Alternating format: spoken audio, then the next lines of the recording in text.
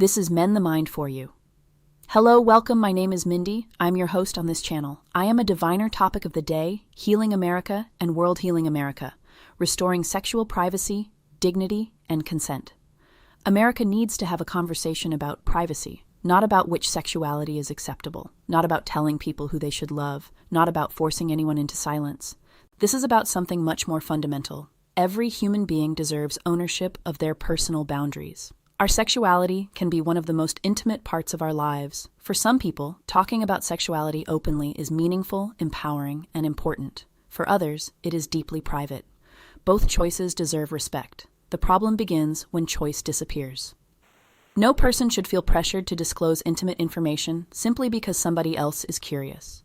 No stranger is automatically entitled to know who you sleep with, who you are attracted to, what happens inside your relationships, or anything else about your private sexual life. You decide what you disclose. That is consent. And consent isn't only about physical touch. Consent also matters in conversation. It matters when we ask personal questions.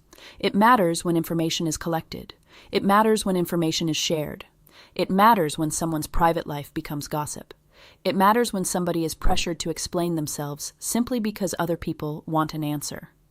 America can heal this by relearning a very old and very important boundary. Not everything about another human being belongs to us. Curiosity does not create entitlement.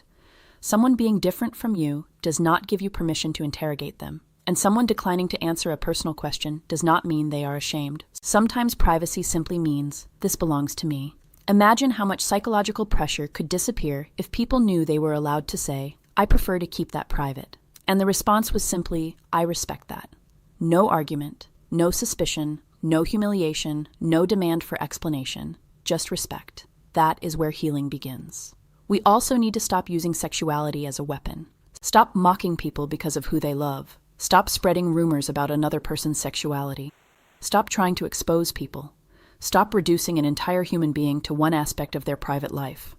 Whether someone is heterosexual, gay, lesbian, bisexual, asexual, questioning, or chooses no label whatsoever, they are still an entire human being. They have talents, families, dreams, fears, responsibilities, ideas, a personality, a history, a future. Sexuality should never erase somebody's humanity, and privacy should never require somebody to justify themselves. There are appropriate circumstances where conversations about sexual health matter. A person may choose to discuss sexuality with a partner. A healthcare professional may need relevant information to provide appropriate care. People may voluntarily identify themselves because their identity matters to them.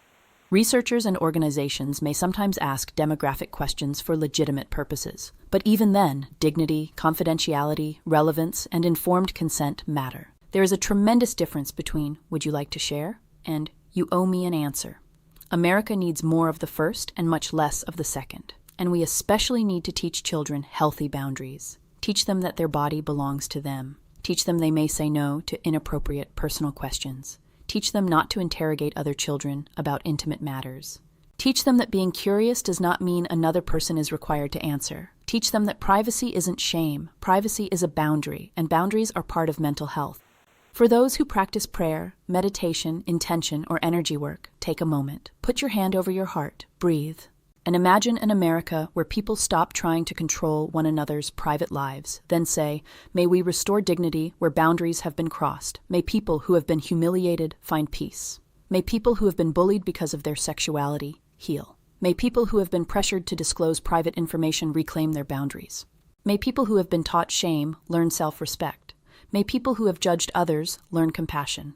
May we forgive ourselves for participating in conversations that were never ours to control. And may we become better guardians of one another's dignity.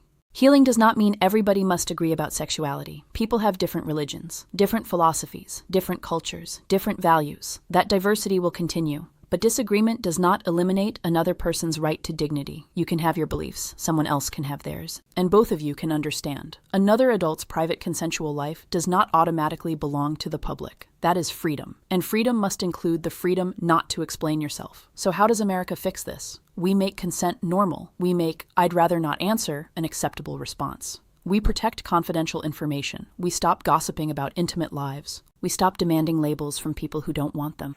We stop shaming people who voluntarily use labels that are meaningful to them. We teach children boundaries. We respect adults' autonomy. We distinguish appropriate healthcare conversations from unnecessary intrusion. And most importantly, we mind our own business unless somebody invites us into theirs. Imagine the peace that simple principle could create. You do not have to understand everything about another human being to respect them. You do not need their entire personal history to show them kindness. You don't need to know what happens in somebody's bedroom before deciding whether they deserve dignity. They deserve dignity because they are human. America can heal. Not through greater intrusion, through greater respect. Not by silencing people who want to speak. By protecting the right of everyone to choose whether they speak. Not through shame, through boundaries. Not through interrogation, through consent, and not through hatred, through love. Your story belongs to you. Your body belongs to you. Your private life belongs to you. And when you choose to share part of yourself with another human being, that should be a gift freely given, never information somebody believes they are entitled to take. Donations for my journey to heal Earth Soul, appreciated Mend the Mind for You, Cash App. That is privacy, that is consent, that is dignity, and that is a boundary worth restoring. Using the knowledge of healing and divination to be the highest version of yourself, because somebody's got to be you until next time.